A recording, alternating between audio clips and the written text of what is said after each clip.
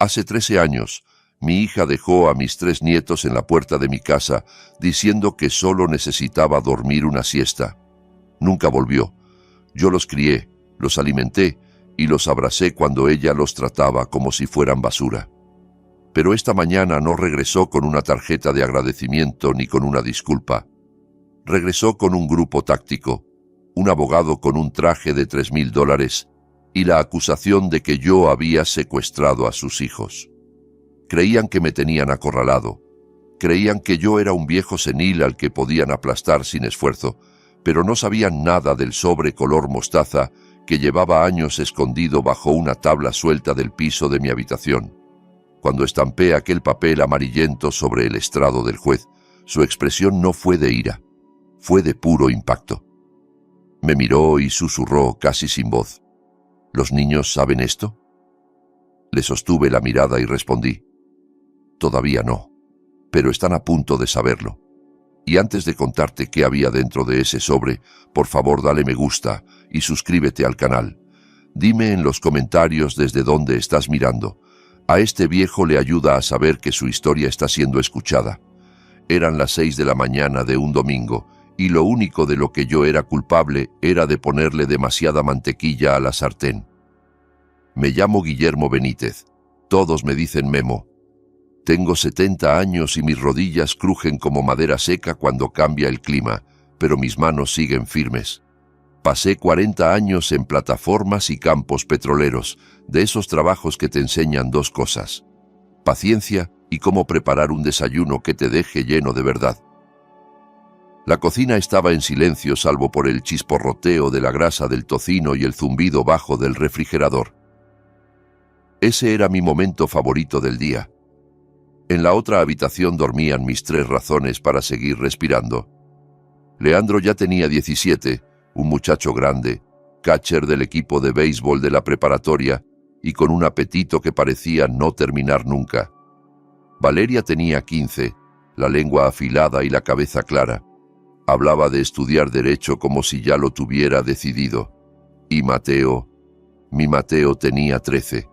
Era apenas un bebé de 2 meses, envuelto en una toalla sucia, cuando su madre lo dejó aquí.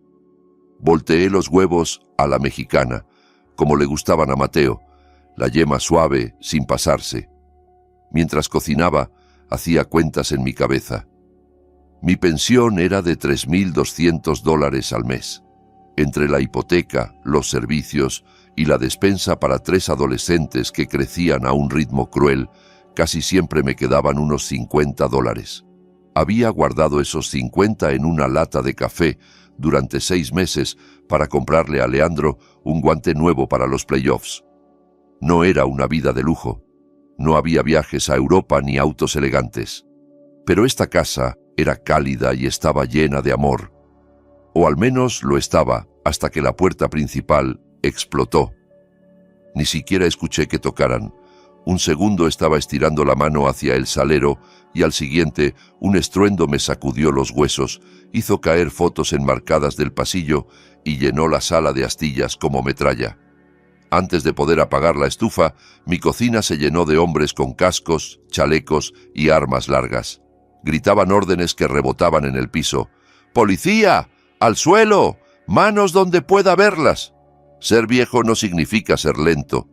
Mi primer instinto fue correr al pasillo, proteger las habitaciones, proteger a mis niños. Alcancé a dar un paso cuando una bota pesada me barrió las piernas. Caí con fuerza. La cara se me estrelló contra el azulejo frío, junto a una gota de grasa. Un dolor me atravesó el hombro malo, pero lo ignoré. «No los lastimen», grité desde el suelo con la voz áspera. «Hay niños en la casa, por favor, no les hagan nada». Una rodilla se me clavó en la espalda y unas esposas se cerraron sobre mis muñecas con un clic que todavía me retumba cuando lo recuerdo. El corazón me golpeaba las costillas como un pájaro atrapado. Los escuché despertar. Escuché el grito de Valeria. Escuché a Mateo llorar. «¡Suéltenlo!», rugió Leandro. Giré el cuello, tratando de ver. Mi muchacho había salido de su cuarto en camiseta y boxer, dispuesto a pelear contra un ejército por su abuelo. «¡Quédate atrás, Leandro!», Le grité. «¡No te muevas, hijo! ¡Quédate atrás!». 2 agentes lo sujetaron y lo estrellaron contra la pared. «Es un muchacho», supliqué. «Tiene 17. Por favor». Fue entonces cuando el mar de uniformes se abrió como si hicieran paso a alguien importante, y entró ella. 13 años habían pasado, pero yo reconocería su manera de caminar en cualquier parte. Verónica, mi hija. Solo que no era la Verónica que yo recordaba. La última vez que la vi pesaba poco, la piel gris por la droga y el alcohol barato, con un moretón en la mejilla de algún tipo con el que se estaba destruyendo esa semana. Había dejado a 3 bebés llorando en mi sala, dijo que iba por leche y desapareció. La mujer que ahora cruzaba mi cocina parecía salida de una revista. Abrigo color crema, cabello perfectamente arreglado, lentes oscuros caros. Se los quitó despacio para mostrar unos ojos maquillados con una precisión cruel. Se veía sana, se veía rica, y me miró con un asco que me heló la sangre. «Ahí está», chilló señalándome con un dedo de uñas impecables. «Ahí está el monstruo oficial. Ese es el hombre que me robó a mis bebés». Yo seguía en el piso, la mejilla contra el azulejo sin poder creerlo. ¿Robarlos? Yo no los robé, los rescaté. Los levanté de donde ella los dejó tirados. Verónica pasó sobre mis piernas como si yo fuera basura y corrió hacia el pasillo, donde los niños estaban juntos, aterrados. «¡Ay, mis amores!», gimoteó con una teatralidad de telenovela barata. «Mamá está aquí. Mamá por fin los encontró. Los ha buscado tanto tiempo». Vi a Mateo encogerse. Él no sabía quién era esa mujer. Era un bebé cuando ella se fue. Para él, era una extraña con perfume caro y caos en la piel. Pero a Verónica no le importó. Apretó a Mateo y a Valeria en un abrazo sofocante. «¡Aléjate de ellos!», rugí, forcejeando con las esposas. La rodilla en mi espalda presionó más, sacándome el aire. «No tienes derecho, Verónica. Los abandonaste. Los dejaste con el pañal sucio 2 días. Te fuiste». Ella giró hacia mí y por un instante se le cayó la máscara. Sonrió con hielo puro, una sonrisa que decía: «Ya gané». Luego se volvió hacia el agente que tenía al lado y de inmediato le brotaron lágrimas perfectas. «¿Ve, oficial?», sollozó. «Está delirando, es violento. Nos tuvo prisioneros 13 años. Me dijo que si regresaba, los mataría. Yo he vivido con miedo todos los días». Mentiras. Todo era mentira. Pero para ellos yo era un viejo despeinado en una cocina revuelta y ella una madre elegante y devastada. «Guillermo Benítez», dijo el oficial, levantándome a tirones. «Queda detenido por 3 cargos de secuestro, interferencia de custodia y poner en peligro a menores. Tiene derecho a guardar silencio». Me arrastraron afuera. Mis vecinos estaban en pijama y bata mirando desde sus jardines como si fuera un espectáculo. Doña Leonor, con quien compartí verduras del huerto durante años, se tapó la boca horrorizada. Quise gritarles que era inocente, pero la vergüenza me ahogó. Cuando me empujaron al asiento trasero de la patrulla, miré la casa. La puerta colgaba de las bisagras y, en el porche, se me clavó la última cuchillada. Verónica tenía los brazos alrededor de los niños. Leandro parecía a punto de vomitar. Valeria lloraba en silencio. Mateo estaba perdido. Y frente a ellos había un fotógrafo, cámara en mano. Verónica posaba, acomodando la cabeza para atrapar la luz de la mañana, apretándolos no para consolarlos, sino para encuadrarlos. «Sosténgalo ahí, señora Benítez», dijo el fotógrafo. «Esta es la portada del año, el reencuentro del siglo». Los flashes me cegaron a través del vidrio. Mis nietos eran utilería en su obra enferma. Cuando la patrulla arrancó, algo dentro de mí dejó de llorar y se volvió frío. 13 años los protegí de lobos. Hice turnos dobles. Aprendí a trenzarle el cabello a Valeria. Me memoricé reglas de béisbol por Leandro. Me desvelé con fiebres de Mateo. Renuncié a mi retiro tranquilo, a mis ahorros, a mi paz, para arreglar lo que ella rompió. Y en 20 minutos, Verónica había vuelto de la nada para incendiarlo todo. En el retrovisor, el policía me miró. ¿Algo que decir, abuelo? Apoyé la cabeza y cerré los ojos. Todavía no, susurré. Todavía no. Pero la guerra apenas empezaba y yo iba a convertir su reino en cenizas. El calabozo olía a cloro, sudor rancio y desesperanza. Me senté en una banca de acero atornillada al piso, con las articulaciones doliéndome por la humedad. A mi alrededor había hombres de mirada dura, nudillos marcados y tatuajes que contaban decisiones malas. Y luego estaba yo, Memo Benítez, 70 años, con sandalias naranjas 2 tallas más grandes, preguntándome si mis niños habrían desayunado. Un guardia golpeó los barrotes con la macana. Benítez, asunto legal. Me llevaron a un cuartito de entrevista. En una mesa rayada estaba un chico que no parecía haber empezado a afeitarse. Traje barato, camisa sudada. Señor Benítez, dijo con la voz quebrada, soy Bruno, su defensor público. No me miraba a los ojos, barajaba papeles, se le caía el bolígrafo, lo levantaba. Mire, Bruno, le dije, no necesito teatro. Dígame cuándo vuelvo con mis nietos. Hizo una mueca. Ese es el problema, señor.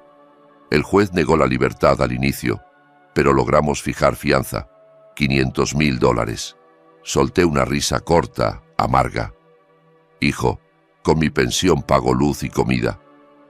Tengo $50 guardados para un guante. Me acabas de decir 500 millones. Bruno sacó una tableta. No es solo la fianza, es la narrativa. Tiene que ver esto. Y ahí estaba el noticiero. Pesadilla en los suburbios. Abuelo secuestra a 3 menores. Verónica en un podio, micrófonos como serpientes hambrientas. A su lado un hombre tallado en mármol caro, Santiago Ledesma, de esos abogados que arruinan vidas con sonrisa de revista. Mi padre es un fanático peligroso, lloraba Verónica ante cámaras. Era la mejor actuación de su vida. Dijo que 13 años atrás llegó a casa y yo la esperaba con una escopeta, que la obligué a huir, que encerré a los niños en un calabozo. Apreté los puños bajo la mesa. La única arma que tuve fue una pistola de aire vieja para espantar mapaches. Y calabozo era un cuarto con estrellas que brillaban en la oscuridad, pegadas por mí para que Mateo no temiera a la noche. Ledesma tomó la palabra indignado, que no descansarían hasta verme preso, que demandarían custodia total y daños por tortura emocional. Empujé la tableta con tanta fuerza que casi cae. Mentiras, gruñí. Todo es mentira, Bruno. Él tragó saliva, escéptico. Había visto a una mujer llorar en alta definición. La opinión pública ya lo condenó. Si tiene pruebas, testigos. Cerré los ojos y el recuerdo de aquel día me golpeó con polvo y desesperación. Yo no tenía una escopeta, tenía llaves. Verónica llegó temblando, la piel gris por pastillas. Debía dinero, mucho dinero, a gente que no manda recordatorios. «¡Me van a matar, papá! ¡Van a lastimar a los niños!», gritó. No tenía $5,000 en el banco. Entonces caminé hacia mi camioneta vieja, una pick-up que yo había levantado con mis manos. La vendí esa tarde en efectivo. Regresé a pie bajo el sol y le entregué el fajo. «Tómalo. Paga. Límpiate. Sé madre». Ella lo arrebató sin gracias, sin mirar a los bebés. Solo corrió, y ahora estaba contando al mundo que yo la perseguí con un arma. «Señor Benítez», dijo Bruno, como desde lejos, «necesitamos un comunicado. Quizá alegar incapacidad por la edad». Me levanté. La silla rechinó. «No soy senil y no voy a declararme culpable de nada. Los salvé. Vendí mi camioneta para salvarle la vida y ella me vendió por un titular. Me metieron en una celda común con 20 o 30 hombres y una televisión protegida con plástico, en pantalla, cinta amarilla en mi casa, la puerta destruida, luego mi foto de ficha. Me veía desquiciado, pelo revuelto, ojos abiertos de shock. Un hombre enorme, cuello tatuado, me observó y luego miró la tele. El murmullo murió. Se puso de pie. «¡Ese eres tú!», El secuestrador, gruñó. Retrocedí hasta chocar con la pared. Levanté las manos, palmas abiertas. No es como dicen, es mentira. No escuchó. En la cárcel hay jerarquías, y quienes dañan niños están abajo del lodo. Los encerraste, escupió. Se los robaste a su mamá. Se acercó. Los demás formaron un círculo tapando a los guardias. Vi la rabia en sus ojos, la misma que yo sentía hacia Verónica, solo que dirigida a mí. Me preparé. Tenía 70, rodillas malas, hombro malo, no iba a ganar. Su puño vino como un tren y me partió la mandíbula. Una luz blanca estalló en mi cabeza. Saboreé metal. Mi cráneo golpeó el concreto con un sonido de rama quebrándose. Me fui al suelo y lo último que vi fue el cintillo del noticiero. Madre se reencuentra con sus hijos, milagro en el norte. Luego, todo se apagó. Desperté en la enfermería con un dolor como taladro en la base del cráneo. El médico me dio 2 tabletas de paracetamol y un papel que decía que estaba apto. Bruno me esperaba afuera, más nervioso que antes. Consiguió un fiador, pero el precio era todo. Mi casa, el terreno que mi padre compró hace medio siglo. Si faltaba a una audiencia o violaba una condición, me quitaban el techo. Firmé con mano temblorosa. La casa era madera y ladrillo. Sin mis niños era solo aire encerrado. El taxi de regreso fue una humillación lenta. El conductor me miraba por el espejo. Mi cara estaba en todas las noticias. El abuelo secuestrador. Al dejarme, ni quiso el dinero. Escupió por la ventana y se fue. Me quedé en la banqueta mirando los escombros de mi vida. La cinta policial bailaba al viento como serpentinas enfermas. La puerta de roble, que yo había restaurado 3 veces, estaba partida, cerradura colgando. Crucé la cinta y empujé. El silencio me golpeó primero. 13 años esta casa fue música. Caricaturas, tenis sobre madera, Valeria practicando violín. Al inicio sonaba como gato agonizando. Risas de Mateo con sus chistes. Ahora solo el zumbido del refrigerador y mi respiración. La policía revolvió todo. Cojines abiertos, cajones tirados, cajas de cereal volcadas, bolitas secas por el piso. Pero el daño real no lo hicieron ellos. El pasillo estaba lleno de marcos torcidos, vacíos. Las fotos ya no estaban. Verónica las tomó o las destruyó. Quería borrar 13 años, fingir que yo nunca fui su padre. Entré al cuarto de los niños. Colchones volteados, ropa dispersa. Me senté en la cama de Mateo y mi bota golpeó algo duro. Metí la mano bajo la cama y saqué un chupón viejo, amarillento, con un osito. Mateo lo escondió cuando le dijimos que ya era grande. Lo sostuve y de pronto ya no estaba en una casa rota, sino en la entrada de mi casa 13 años atrás. Una noche húmeda que olía a lluvia y vodka barato. Verónica estaba junto a un auto oxidado, el motor temblando, humo negro. Un hombre con tatuajes en el cuello esperaba al volante, golpeando el volante con impaciencia. Verónica, flaca hasta los huesos, fumaba y sostenía una pañalera. Yo le rogué en mis botas de trabajo: «No te vayas. Tienes un bebé que necesita leche. Tienes una niña y un niño chiquitos. Te necesitan». Ella exhaló humo químico y amargo en mi cara. «Ya me harté, papá, del llanto, de los pañales, de este pueblo. Quiero vivir. Quiero ser libre». Sacó un llavero, me lo lanzó, me pegó en el pecho y cayó al polvo. «Ahí tienes. Son las llaves. Si las quieres tanto, quédate con ellas. Al cabo son puros monitos, puro estorbo». Eso les dijo a sus propios hijos. Monitos, estorbo. Recogí las llaves. Cuando levanté la vista, ya subía al auto. «Si te vas ahora, no vuelvas», le grité. «No vuelvas si no estás limpia». Se rió, aguda, salvaje. «No te preocupes, viejo. No me vuelves a ver. Me voy a Las Vegas». El auto salió chillando y yo vi sus luces perderse. Luego escuché el llanto dentro. Era Mateo con hambre. Lo cargué y le prometí a un bebé que ni enfocaba la mirada, que jamás sería estorbo, que sería el centro del mundo. El recuerdo se deshizo y volví al presente, con el chupón en la mano. Ella decía que yo la corrí con una escopeta, pero la verdad era que los tiró como basura porque le estorbaban para ser libre. Y ahora, como venían con un fideicomiso, de pronto recordó que era madre. Un golpe en el marco de la puerta me sacó del trance. Guardé el chupón en el bolsillo. Era el agente Molina, un policía local con quien a veces coincidía en el río.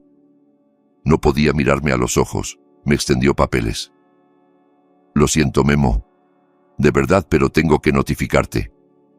Era una orden de restricción temporal. 500 metros lejos de Leandro, Valeria y Mateo. Nada de contacto directo ni indirecto. Entregar cualquier arma.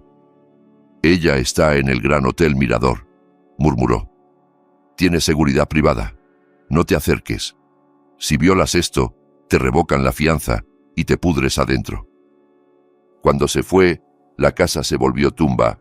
Fui a la cocina. Debía comer, aunque el estómago se me retorcía. La leche ya estaba tibia. La tiré al fregadero. Me puse a limpiar porque era lo único que podía controlar. Barrí el cereal, junté vidrio, tallé huellas. A las 9 de la noche, yo seguía sentado mirando la pared, pensando si Valeria tendría su inhalador. El asma le daba cuando se alteraba. Verónica ni sabía eso, ni sabía dónde guardábamos las medicinas. Entonces sonó el teléfono fijo del muro, ese que nadie usa ya. Me asustó. Sonó de nuevo, agudo. Levanté el auricular con ganas de arrancar el cable si era un reportero. Bueno, estática, respiración pesada y un susurro tembloroso. Abuelo. Se me detuvo el corazón. Era Leandro. ¿Estás bien? ¿Dónde estás?, dije, apretando el teléfono. ¿En el baño? Le robé el celular a una empleada. Susurró. Abuelo, tienes que ayudarnos. Ella está loca, completamente loca. Me temblaron las piernas, pero forcé calma. Despacio, hijo. ¿Qué pasa? Nos encerró en una suite. Nos quitó los teléfonos. A Valeria le quitó el inhalador porque se ve feo en las fotos.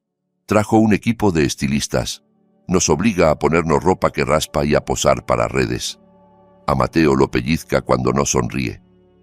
La rabia me nubló la vista. Leandro, escúchame. Tienes que ser fuerte. Protege a tu hermano y a tu hermana.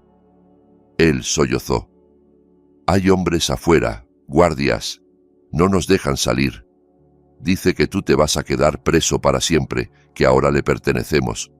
Habla todo el tiempo de dinero, de abogados, de un fideicomiso. No nos quiere, quiere el cheque. Lo supe en el estómago. No era amor, era codicia. No voy a ir a prisión, le dije firme. Voy a traerte de vuelta, te lo prometo, pero haz exactamente lo que te digo. Cabeza abajo, no pelees con los guardias, pero mira todo. Memoriza lo que diga. ¿Puedes? Creo que sí, pero apúrate, gimió. Dice que nos va a llevar lejos. Habló de Suiza, de un internado. Suiza, nos iba a despachar como paquetes. Abuelo, me tengo que ir. Viene. Escuché un picaporte moverse y la voz aguda de ella al fondo. ¿Con quién hablas? La llamada murió. Me quedé en la cocina a oscuras con el auricular como si fuera un pedazo de plástico inútil. La ley decía 500 metros, la ley decía es su madre, pero la ley no oyó el miedo en la voz de mi niño. Colgué y fui al cuarto. Saqué una bolsa vieja. No iba a quedarme esperando una audiencia mientras ella los torturaba. Necesitaba ayuda y sabía a quién llamar. A un hombre con el que no hablaba desde hacía 20 años, alguien que me debía un favor de los días en que trabajábamos en el petróleo y éramos jóvenes y tontos. Basilio, al que todos apodaban el Vasco. Antes fue investigador privado, hasta que el alcohol lo venció. Si alguien podía rastrear de dónde salía el dinero de Verónica, era él. Agarré las llaves. El silencio ya no era opresión, era cuenta regresiva. Todavía no, Verónica, le susurré al aire. No has ganado. La misma noche supe que era peor. Leandro había alcanzado a decirme más antes de que cortaran la línea. Verónica había convertido la suite en prisión y escenario. Hizo que Valeria usara un vestido apretado para grabar videos bajo un aro de luz, obligándolos a sonreír y repetir que extrañaban a mamá. Cuando la cámara se apagaba, los encerraba y se iba al bar. Pero lo que me heló la sangre fue Mateo. Tiene una alergia a los cacahuates tan fuerte que hasta el polvo de una cáscara puede cerrarle la garganta en 2 minutos. Nosotros guardábamos autoinyectores en la cocina, en su mochila y en la guantera. Verónica no lo sabía. Se fue antes de que él comiera sólido. Leandro me contó que ella pidió servicio a la habitación y lanzó galletas de crema de cacahuate sobre la cama para que Mateo se las comiera porque se vería tierno. Mateo se negó, aterrado, y ella le sujetó la cara para metérselas a la fuerza. Leandro tuvo que empujarla para salvarle la vida. Ella le quitó el autoinyector, diciendo que estaba dramático.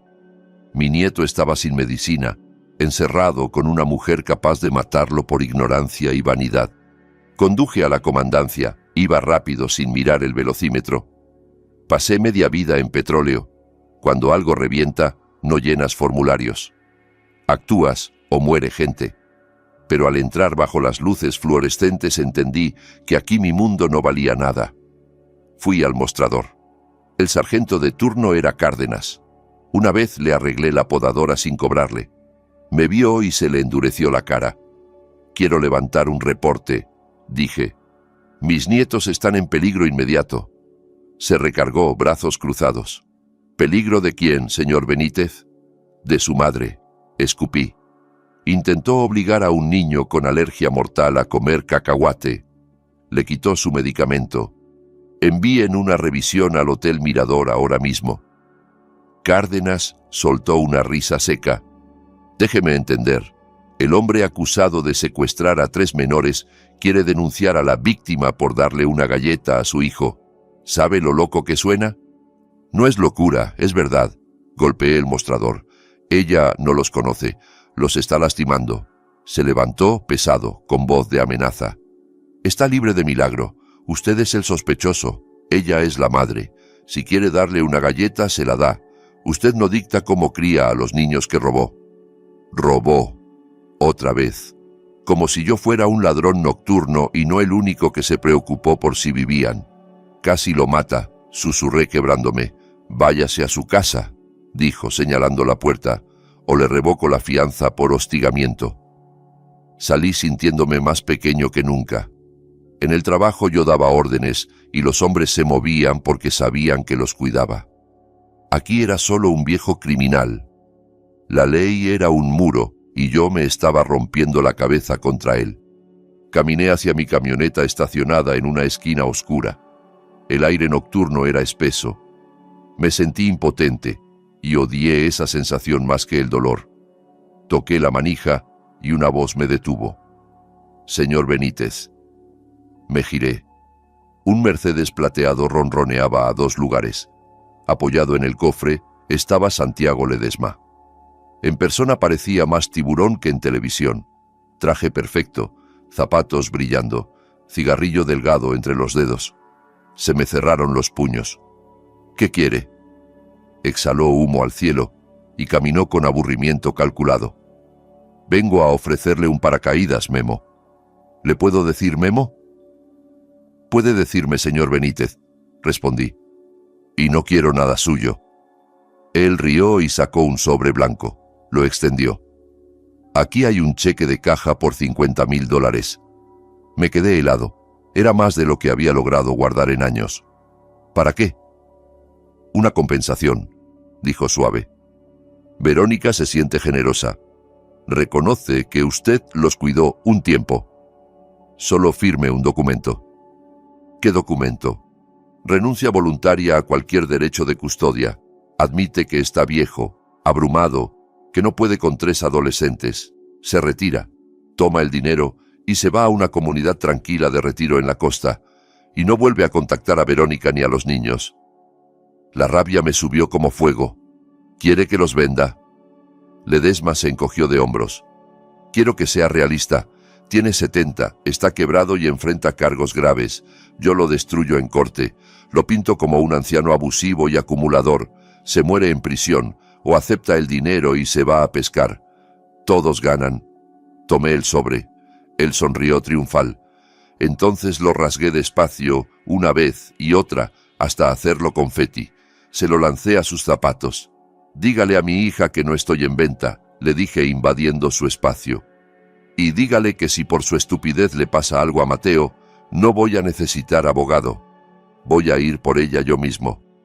Su sonrisa se convirtió en mueca venenosa. «Está cometiendo un error, viejo. Le di una oportunidad. Ahora lo voy a enterrar». Se subió al Mercedes y se fue dejando humo. Mis manos temblaban por adrenalina, no por miedo. Creían que podían comprarme. No tenían idea con quién se metían. Me subí a mi camioneta. No tenía dinero ni la ley a mi favor, pero tenía algo que ellos no, la verdad. Y tenía al vasco, que encontraba agujas en un pajar si la aguja estaba hecha de oro. Arranqué. No iba a dormir.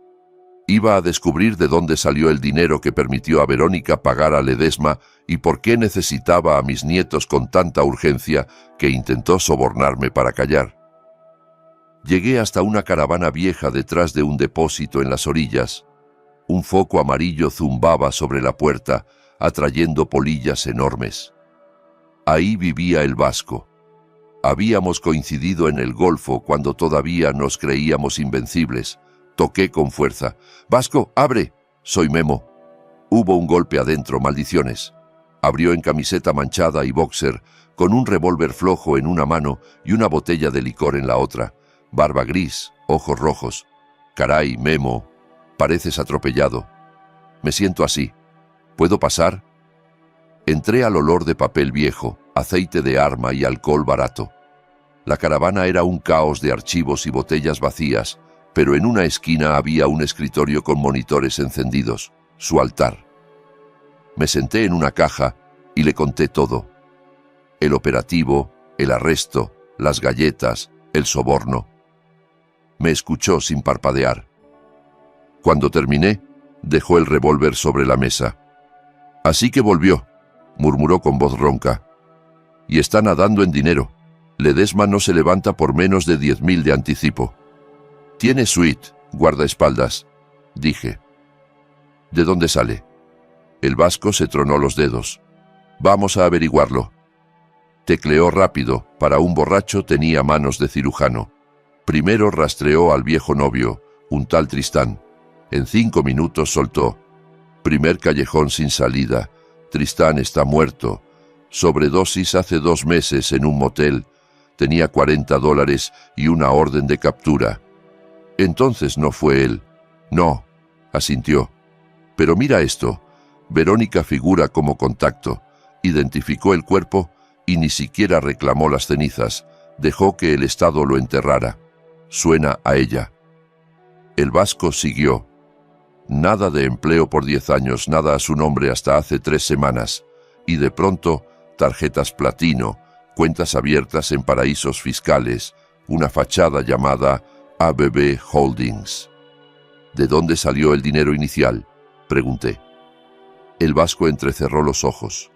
«Transferencia grande. Vino de un despacho en Monterrey, Montemayor y Salinas. Abogados de herencias, de los que manejan fideicomisos para gente con dinero petrolero». Se me aceleró el pulso. Verónica no conocía a nadie así, a menos que sea por el padre, susurré. El vasco giró la silla. «¿El padre del menor? Tú me dijiste que ella contó que era un músico callejero, ¿no?». Asentí. «Dijo que se llamaba Julián y que murió antes de que Mateo naciera». El vasco sonrió sin alegría. «Regla número 1. Todos mienten, sobre todo los adictos». Buscó certificados, padre desconocido en los 3. Luego hurgó en archivos y encontró un expediente sellado de hace 13 años. Prueba de paternidad ordenada cuando Verónica pidió ayuda social. «Aquí», murmuró. Tuvo que dar un nombre para que el Estado cobrara manutención. Dio uno: Julián Colmenares. Yo jamás había oído ese apellido. «¿Quién es?». El vasco se quedó callado largo rato, solo el zumbido de las computadoras y las polillas contra el vidrio. Luego silbó. «Siéntate bien, Memo».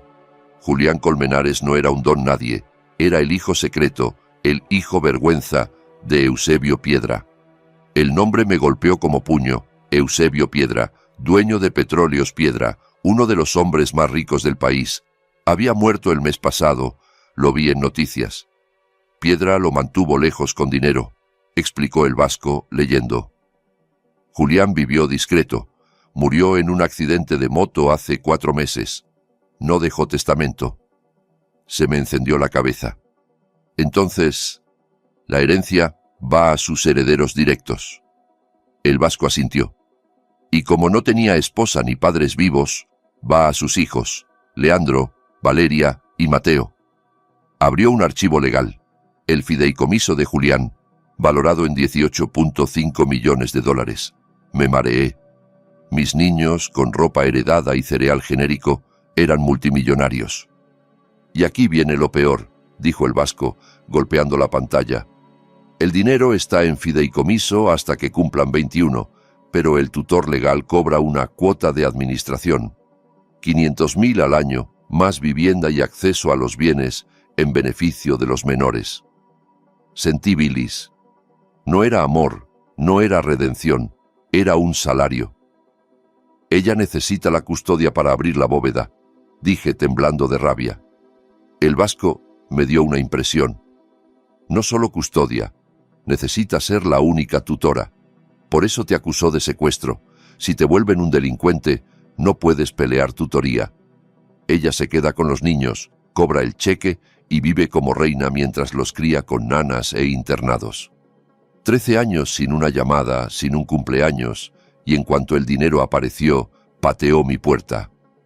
El vasco señaló otra cláusula: residencia en la mansión familiar Colmenares en San Pedro Garza García hasta que el menor cumpla mayoría. Y un dato que me clavó: la audiencia para nombrar tutor permanente y liberar los fondos sería el próximo martes, 6 días.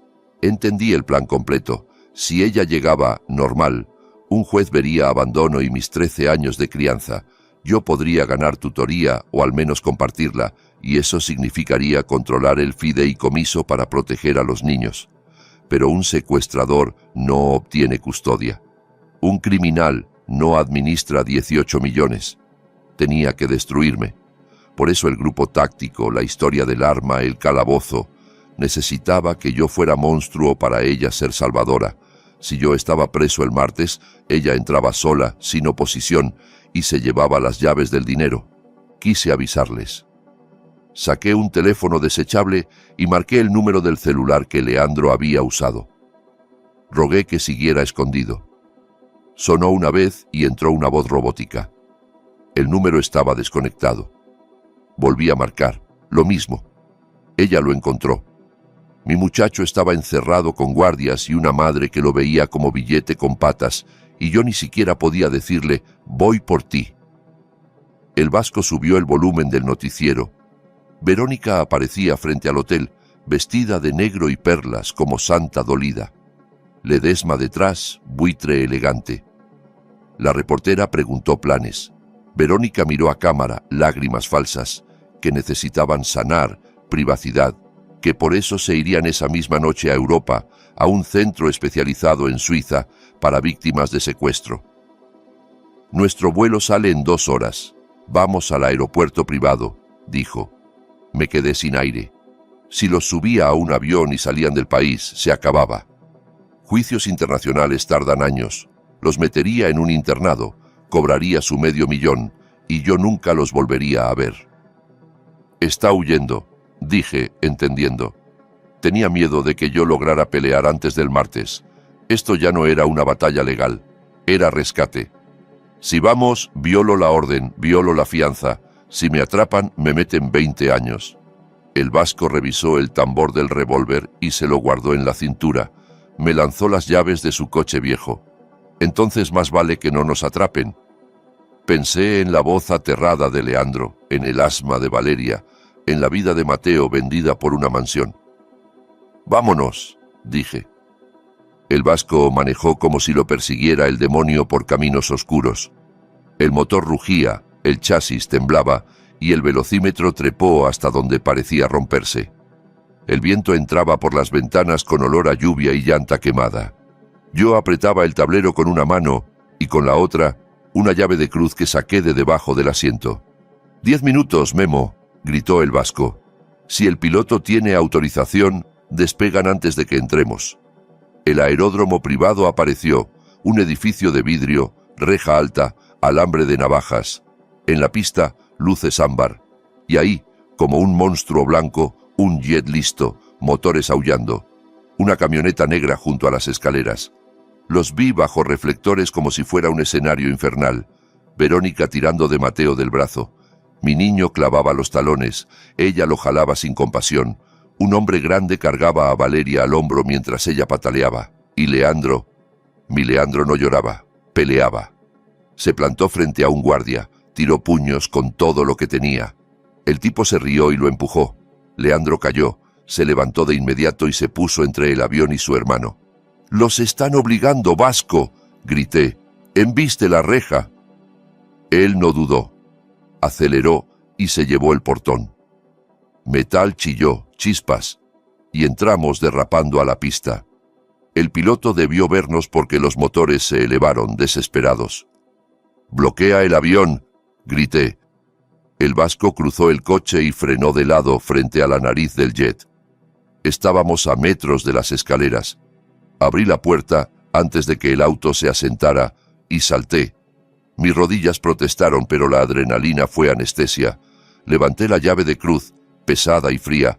«¡Suéltenlos!», rugí por encima del aullido de los motores. El guardia bajó a Valeria. Leandro me miró, ojos abiertos de incredulidad y esperanza. «¡Abuelo!». Verónica se giró. El viento le azotó el cabello. No parecía asustada. Parecía furiosa. «¡Súbanlos al avión! ¡Ahora!», chilló a los guardias. Los tipos dudaron al ver a un viejo con metal en la mano y a un conductor desquiciado con revólver en la cintura. Yo avancé. Tenía artritis y el corazón a veces se me saltaba, pero ahí me sentí gigante. «Si vuelven a tocarlos, les rompo cada hueso», gruñí. El guardia más grande metió la mano al saco. El vasco disparó al aire. El estallido cortó la noche. «¡Atrás!», gritó. «El siguiente no es aviso». El tipo se frenó con las manos arriba. Verónica agarró a Mateo de la camiseta e intentó subirlo ella misma. «¡No!», grité y corrí. Llegué a las escaleras cuando ya lo arrastraba al primer peldaño. Golpeé el metal con la llave de cruz. Un campanazo que retumbó. «Suéltalo, Verónica». Ella me miró desde arriba. «Eres patético, un viejo pobre. ¿Crees que puedes detener esto? Yo los tengo. Son míos». «Los pariste», le escupí. «No los posees. Sirenas. Primero lejanas, luego encima». Luces rojas y azules bañaron el fuselaje. Policía aeroportuaria, estatal, quién sabe. Verónica sonrió con crueldad. «Se acabó, Memo. Me acabas de regalar todo». Tenía razón. Violé la orden, destrocé propiedad, entré armado a una pista. Pero mientras ese avión no despegara, yo había ganado tiempo. «¡Quieto! ¡Suelte el objeto!», sonó un megáfono detrás. Me giré. Patrullas, agentes apuntándome. Miré a Leandro, a Valeria hecha bolita, a Mateo aún sujeto por ella. «¡Los amo!», grité. «¡Los amo más que a nada! No lo olviden». Empecé a bajar el metal para rendirme, pero el guardia que antes dudó se lanzó sobre mí. Reaccioné por instinto y levanté el brazo para cubrirme. «¡Taser! ¡Taser!», gritó alguien. Sentí el golpe de las púas en el pecho. Fue como un rayo. El cuerpo entero se me tensó. Dolor blanco, brutal. Caí de espaldas sobre el asfalto. El metal rodó lejos. Escuché a Leandro gritar mi nombre. Me rodearon botas. Me aplastaron al piso. Me esposaron tan apretado que mordía hueso. «Deje de resistirse», gritaban, aunque yo no podía ni respirar. A través de la niebla del dolor, vi a Verónica arriba de la escalera. Ya no corría. Miraba cómo me arrastraban como saco. Se acomodó el vestido, el pelo, y habló con el piloto. Pude leerle los labios. No podían irse. La pista era escena y estaba clausurada. La rabia le torció la cara, pero tuvo que meter a los niños en el avión sin despegar. No se iban esa noche. Yo había comprado tiempo, cambiando mi libertad por un retraso. Me arrojaron a una patrulla. Alcancé a ver al vasco esposado sobre el cofre de su coche. Me miró y asintió con tristeza. Me desmayé antes de llegar. Desperté con el pitido de un monitor cardíaco, olor a desinfectante y cera. Intenté moverme y vi mi muñeca esposada al riel de una cama. Pabellón penitenciario del hospital. Un agente vigilaba la puerta. El pecho me dolía donde me clavaron las púas. Cuando el guardia notó que estaba despierto, se acercó sin compasión. «Bienvenido de vuelta, Benítez». «¿Dónde están?», croé. «Da igual, tiene problemas más grandes». La fiscalía añadió cargos. Tragué saliva. ¿Cuáles? Agresión agravada, violación de orden de protección, daños, resistencia. Y como entró a una pista regulada y atacó un avión, le quieren colgar terrorismo contra instalaciones aeroportuarias. Delito federal, 20 años mínimo, sin fianza. Miré el techo, 20 años, moriría encerrado. Verónica se quedaría con ellos y con los 18 millones. Me ardieron los ojos. Pensé que había perdido, hasta que recordé la tabla suelta del piso en mi habitación, el hueco que la policía no vio porque buscaba un calabozo inexistente. Ahí, dentro de una caja con olor a cedro, había un sobre mostaza. Lo guardé 13 años esperando no usarlo nunca. Era la opción nuclear. Destruiría a Verónica, pero también rompería el corazón de mis niños. Yo no quería que supieran quién era su madre, pero ya no tenía elección. Si quería salvar su futuro, debía dinamitar su pasado. Miré al guardia. «Necesito hacer una llamada». «Una», respondió. «¿A quién?» «No a un abogado», dije, endureciendo la voz. «Al único hombre que queda para terminar esto». Necesitaba al vasco, que saliera y entrara a mi casa una última vez, porque ese sobre no era un papel, era un recibo, y había llegado la hora de mostrarle al mundo qué fue exactamente lo que Verónica Benítez vendió 13 años atrás. Las horas en el pabellón se arrastraron. A las 2 de la mañana cambió el aire. El guardia joven fue reemplazado por uno de cuello grueso, mirada sin parpadeos. Miró su reloj y salió, dejando la puerta entornada. Mis instintos gritaron. De la oscuridad del pasillo se desprendió una sombra y entró un hombre con uniforme quirúrgico, pero demasiado ancho de hombros. Cubrebocas, guantes azules, se movía como depredador. Se acercó a mi suero y sacó una jeringa con líquido transparente. «¿Quién te manda?», raspé. Se congeló y me clavó los ojos muertos. «Duérmete, viejo, es mejor así. Fallo cardíaco, muy común a tu edad». Metió la mano hacia el puerto de inyección. No pensé, reaccioné.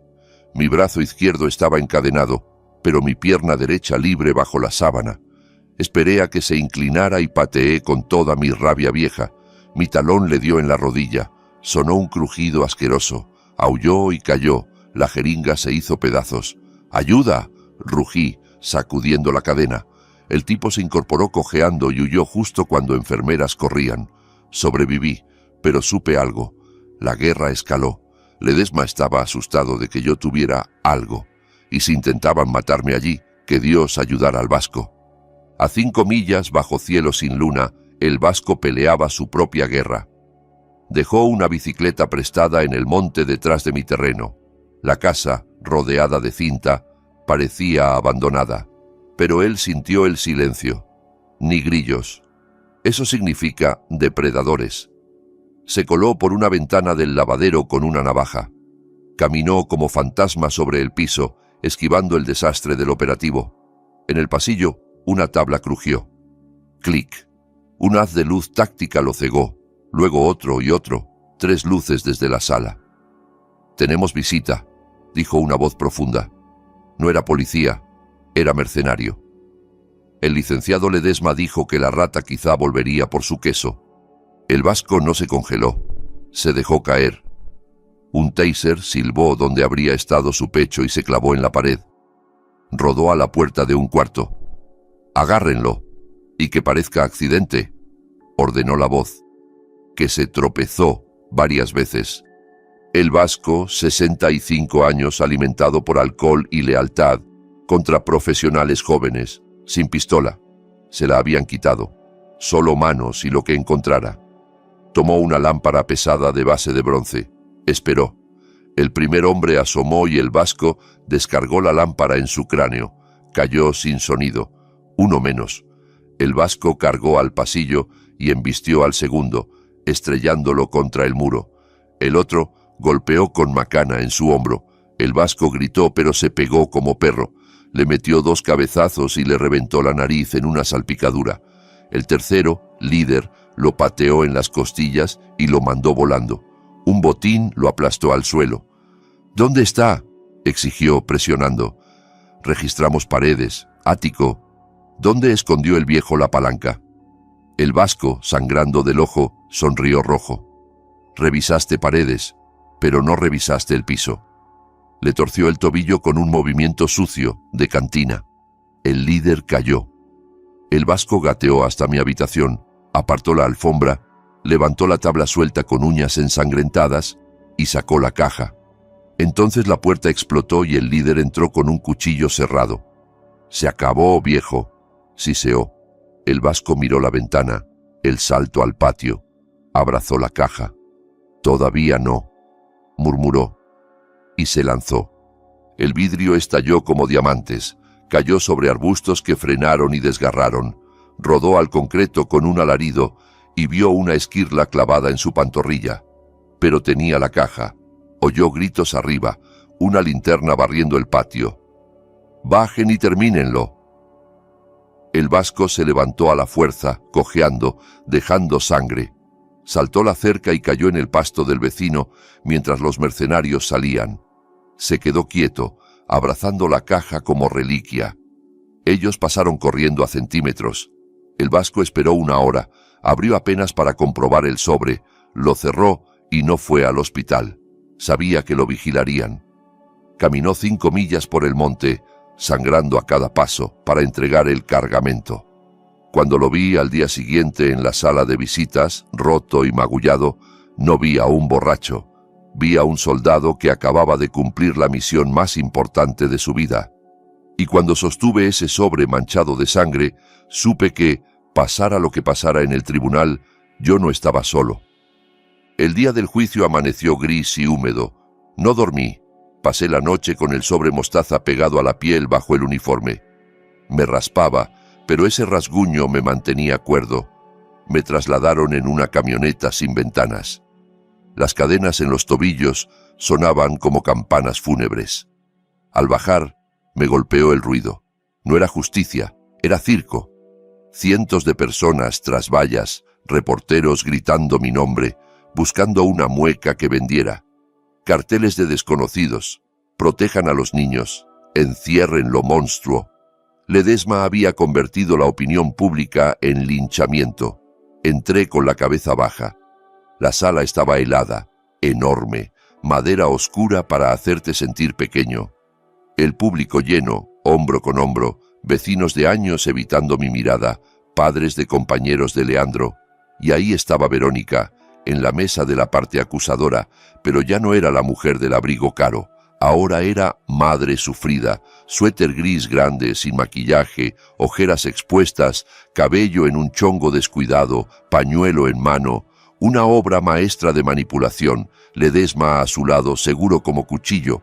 Mi defensor público, Bruno, sudaba. Me susurró que Fiscalía iba por 20 años, que si mostraba arrepentimiento, quizá bajaban a 10. 10 años era morir antes de salir. «No», le dije, «no acepto nada». El juez, el señor Paredes, entró con cara de piedra. Miró sobre los lentes y en sus ojos yo ya era culpable. El juicio fue carnicería. Ledesma no presentó un caso, montó un show. Me pintó como viejo amargado que robó niños para llenar vacío. Habló de calabozo y tortura psicológica y llamó a su testigo estrella. Yo esperaba a un policía. No esperaba a Teodoro Guzmán, mi vecino 2 casas más abajo. el mismo al que ayudé a levantar la barda tras un huracán, con quien compartí cervezas en mi porche, subió al estrado sin mirarme. «Señor Guzmán», dijo Ledesma, caminando frente al jurado, «cuéntenos qué escuchó durante años en la Casa Benítez». Guzmán tragó saliva, miró a Verónica, que le dio un asentimiento pequeño. Gritos, muchos gritos de noche. Escuché a los niños suplicando que los dejaran salir. Escuché al señor Benítez, golpeándolos. Un jadeo recorrió la sala. Sentí un puñetazo en el estómago. Era mentira. En mi casa los únicos gritos eran por un partido en la televisión o por niños jugando. «Mentiroso», susurré. Bruno me sujetó el brazo para que callara. Ledesma sonrió. «¿Y por qué no llamó a la policía?» «Tenía miedo. Todos le tenían miedo. Es violento. Una vez me dijo que si alguien se metía con su familia, lo enterraría». Mentira comprada con plata o amenaza. El jurado se lo tragaba. Bruno me dijo que esto era grave. Yo miré el sobre en mi uniforme y entendí que el sistema no era corte, era teatro. Me puse de pie. «Está despedido, Bruno». Dije lo bastante alto para que lo oyera la taquígrafa. Bruno se quedó helado. El juez golpeó el mazo. «Señor Benítez, siéntese. Usted tiene representación». «No, su señoría», respondí. «Me represento solo». La sala se llenó de susurros. Ledesma sonrió, encantado. Un viejo autodestruyéndose. El juez advirtió que era mala idea, que no conocía reglas. Yo sostuve su mirada. «Tal vez no conozca el procedimiento, pero conozco la verdad, y soy el único aquí que la conoce». Tras un silencio pesado, aceptó. Bruno recogió su maletín con manos temblorosas, me deseó suerte y se fue. El juez me pidió mi primer testigo. Yo dije, «No tengo testigo». Ledesma soltó una risita. El juez, irritado, preguntó si entonces tenía declaración o si estábamos perdiendo el tiempo. Metí la mano al uniforme, saqué el sobre mostaza, arrugado, manchado de tierra y de sangre seca del vasco. Vi los ojos de Verónica clavarse en él. Dejó de fingir. Su cuerpo se endureció. Reconocía el color de su pecado. Caminé despacio hacia el estrado con el sobre en alto, para que el jurado lo viera. La sala quedó en silencio, uno de esos silencios que pesan como piedra. Rasgué el sello. El sonido del papel rompiéndose retumbó como disparo. Mis manos estaban firmes. Saqué un documento escrito a mano en hoja rayada, amarillenta, bordes gastados, pero con sello notarial fechado el 14 de agosto de 2011. Aclaré la garganta y leí con voz clara, fría, para cada rincón del lugar.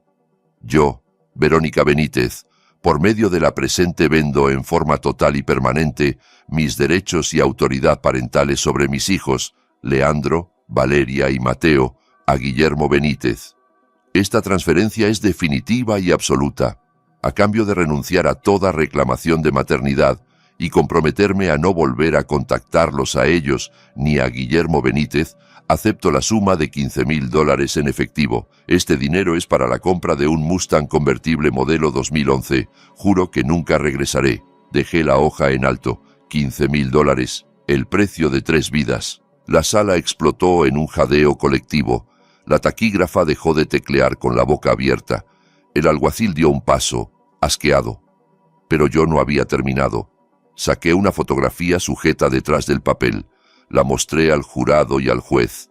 Verónica, en el estacionamiento de una agencia, recargada en un Mustang rojo con el techo abajo, sonriendo como depredadora. En una mano las llaves, en la otra un abanico de billetes, y atrás, desenfocado pero claro, sobre el concreto caliente, un portabebés, Mateo, de 2 meses, rojo de tanto llorar, abandonado mientras su madre posaba con dinero. Puse la carta y la foto frente al juez Paredes. Vi cómo se le drenaba el color. Tomó la hoja y le tembló la mano. Leyó una vez, otra, miró la foto. La compostura profesional se le evaporó y apareció la furia humana de alguien mirando a un monstruo. Ledesma, el abogado invencible, se quedó petrificado. Su rostro se volvió ceniza. Miró el documento, luego a su clienta, y se apartó de ella como si la podredumbre fuera contagiosa. Cerró su carpeta, dejó la pluma. Rendición. Verónica, por primera vez, quedó desnuda. No había lágrimas bonitas, no había actuación. Buscó aliados en la sala y no encontró a nadie. El jurado la miraba con odio, el público con horror. El juez respiraba fuerte intentando contenerse y cuando habló, su voz fue baja, peligrosa. Señora Benítez, en 20 años en este estrado creí haber visto todo, pero esto, usted vendió a sus hijos, no los dio en adopción, no pidió ayuda, los vendió por un auto, levantó la foto y dejó a su bebé en el pavimento en pleno verano para tomarse una foto con dinero. Verónica se puso de pie con pánico. «Eso no es real», chilló. «Es falso, lo inventó». El juez golpeó el mazo como trueno. «El sello notarial es auténtico. La letra coincide con todo lo que usted firmó este mes. No me insulte». Verónica se derrumbó llorando feo, pero Ledesma aún intentó salvar el barco. Se levantó, voz teatral, que era irregular, que exigían peritaje, que yo tuve 13 años para falsificarlo. El juez iba a responder cuando las puertas del fondo se abrieron de golpe. La sala brincó. Me giré con cadenas sonando. Era Leandro. Llegó sudado, camisa rota, un zapato menos, ojos encendidos con un fuego que yo reconocí. Verónica chilló su nombre como orden. Leandro la ignoró y caminó por el pasillo central. El alguacil quiso frenarlo, pero yo rugí. «Déjenlo pasar, es mi nieto». El juez levantó una mano. «Dejen hablar al muchacho». Leandro llegó a mi lado, más alto que yo, me apretó el hombro. «Perdón por llegar tarde, abuelo. Tuve que salir por la ventana del baño del hotel. El guardia era rápido, pero yo fui más». Luego miró al juez. «Todo lo que mi abuelo dijo es verdad. Ella miente. No nos quiere. Quiere el dinero». Ledesma protestó. «Menor bajo coacción. Lavado de cerebro». Leandro metió la mano al bolsillo y sacó un teléfono negro barato, de esos de tapa. Era el que yo le había dejado escondido. Ella encontró un señuelo. «No estoy lavado», dijo, levantándolo como prueba. «Y tengo evidencia». Lo abrió, apretó un botón y acercó el altavoz al micrófono. Sonaba con estática, pero la voz era inconfundible. Verónica, sin llanto, sin dulzura, pura aspereza. «Entonces, ¿cuándo me dan el dinero?», exigía. Una voz de hombre respondía. «En cuanto firmemos la tutoría el martes». Verónica. «Bien, porque no aguanto otro día con estos mocosos. El grande me mira como si quisiera matarme, y el chiquito no deja de quejarse. Es patético». El hombre. «Aguanta, 18 millones. Mantén los ojos en el premio». Verónica. «Ya sé. En cuanto caiga el cheque, les compro 3 boletos a ese internado en Suiza, el más barato, pero lejos. Que se pudran allá». El hombre preguntó por mí. Y Verónica se rió, seca, helada. «No te preocupes. Ledesma dice que se va 20 años. Está viejo, se muere adentro. Yo voy a brindar en París mientras sus nietos se pudren en los Alpes. Es un viejo idiota que debió morirse hace años». Leandro apagó la grabación y el silencio fue absoluto, más pesado que todo lo anterior. El jurado estaba horrorizado. El juez ya no estaba sorprendido, estaba furioso. Verónica, al fin sin máscara, lanzó un grito animal y se abalanzó no contra mí, sino contra Leandro, con uñas buscando su cara. «¡Dámelo! ¡Te pertenezco!», chilló. Leandro retrocedió, sosteniendo el teléfono fuera de su alcance. Yo me interpuse, pero no hizo falta. «¡Alguaciles!», tronó el juez. 3 agentes la derribaron y la esposaron. Ella pateaba, mordía, escupía, gritaba obscenidades. «¡Soy la madre! ¡Son míos!». Ledesma vio el desastre y quiso escapar. Cerró el maletín, juntó papeles, dio pasos hacia la salida. «Señor Ledesma», dijo el juez con voz calmada que daba miedo. El abogado se congeló. «Usted presentó un testigo que sabía que estaba mintiendo. Facilitó un fraude. Fue cómplice de una conspiración para arrebatarle a un hombre su libertad y su familia por dinero. Miró a los agentes. Llévense a la señora Benítez. Cargos por perjurio, fraude, abandono, agresión y conspiración. Verónica volteó hacia mí, rabia pura. Te odio, ojalá te mueras. Y por primera vez en 13 años no sentí ira, solo pena. Lo sé, le dije bajo. Y por eso perdiste. El juez ordenó también detener a Ledesma. Desacato, investigación, recomendación de inhabilitación y cargos penales. Se lo llevaron con los zapatos caros arrastrando. La sala era caos, reporteros gritando, pero en medio de todo había una calma imposible. Leandro me miró las cadenas. ¿Ganamos, abuelo?, preguntó, con la voz temblándole ahora que la adrenalina bajaba. Vi al juez indicar que me quitaran los grilletes. Vi el espacio vacío donde estuvieron los monstruos. Sí, hijo, respondí, abrazándolo con fuerza. Sí, ganamos. El juez golpeó el mazo por última vez. Caso desestimado de manera definitiva. Señor Benítez, es libre, y en cuanto a la custodia de los menores, creo que están exactamente donde deben estar. Salí del tribunal no como acusado, sino como abuelo. Leandro iba a mi lado y todavía faltaba lo más importante: recuperar a Valeria y a Mateo. Fuimos directo al hotel. Los guardias intentaron detenernos, pero esa vez yo no llevaba una llave de cruz. Llevaba una orden firmada por un juez federal. En cuanto la vieron, se hicieron a un lado. Al abrir la puerta de la suite, Valeria y Mateo estaban en el sofá, encogidos, aterrados. Creían que su madre volvería a arrastrarlos a Suiza. Cuando vieron a Leandro a salvo, soltaron un sollozo que me rompió y me recompuso al mismo tiempo. Mateo se me estrelló en el cuerpo y enterró la cara en mi vientre. Valeria se me aferró al brazo como si se hundiera en el mar. Los abracé y prometí que nadie volvería a llevárselos. Los meses siguientes fueron un torbellino de papeles. El dinero, 18.5 millones, parecía irreal, como cifra fantasma. Era suyo, viniera de un padre desconocido y de una madre que los vendió. Fui al despacho que administraba el fideicomiso, el mismo que había estado listo para ayudar a Verónica a saquearlo. Entré con mi mejor camisa de franela y botas de trabajo. Me miraron por encima del hombro hasta que puse la tutoría sobre la mesa. Los despedí a todos, administradores, abogados, contadores que miraron a otro lado. Trasladé el fideicomiso a una firma conservadora, de ética de hierro, y lo blindé para que ni yo pudiera tocar el capital. Ese dinero sería para universidad, primeras casas, futuro. Cobré la cuota de administración que la corte autorizó, sí, pero no para lujos, para reparar lo roto. 6 meses después, me paré en la entrada de mi vieja casa. Un letrero de «Se vende» se balanceaba con el viento. Dolía despedirse. Ahí crié a mi hija y luego a sus hijos. Ahí hubo risas, lágrimas y también la puerta destruida, la cinta amarilla, los fantasmas. Era hora de soltar. La vendí a una pareja joven empezando.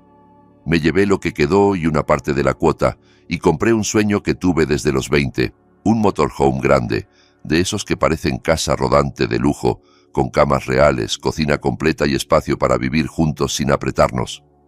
Salimos un martes por la mañana. No miramos atrás.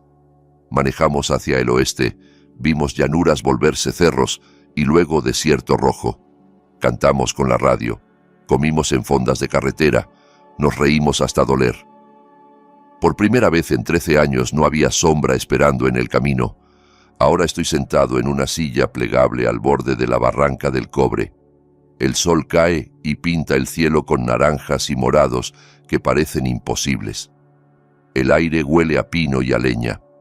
Frente a mí crepita una fogata. Leandro le enseña a Mateo a asar un malvavisco sin incendiarlo, aunque Mateo se empeña en dejarlo como carbón. Valeria lee envuelta en una manta, los pies sobre un tronco, en paz como no la veía desde que era pequeña. Y al mirarlos, yo no veo 18 millones. No veo fideicomisos ni juicios. Veo a mis niños. Verónica creyó que podía comprar la felicidad, que una mansión y un jet privado llenarían el hueco que tiene adentro.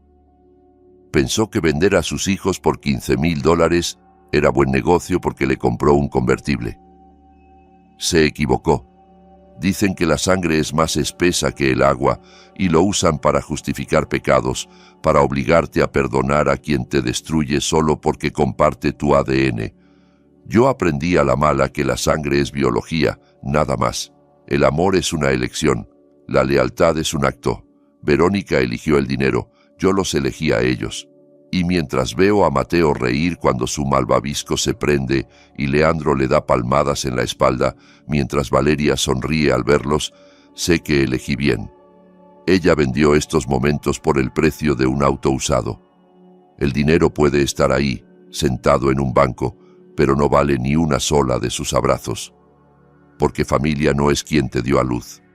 Familia es quien se queda, quien vende su camioneta para pagar tus deudas, quien atraviesa una reja para detener un avión, quien se sienta a tu lado en un tribunal cuando el mundo entero te odia. Familia es quien está cuando llega la tormenta y quien sigue ahí cuando sale el sol. Y mirando a mis 3 niños junto al fuego, sé una cosa con certeza: estamos en casa. Donde sea que estacionemos esta casa rodante, estamos en casa, y esa es una riqueza que Verónica jamás va a entender.